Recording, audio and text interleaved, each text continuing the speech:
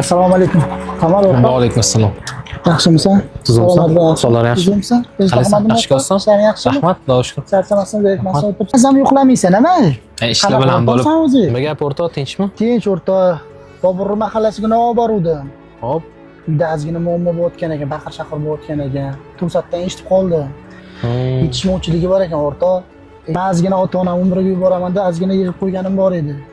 O'shani shu yerga chaqirib birga berib yuboraylik. Yaxshi, yaxshi o'ylabsan. Boburga telefon qilgan, sen chaqirib. Bo'ldi. Boburga. Bobur yaxshimisan? Sog'lom yaxshimi?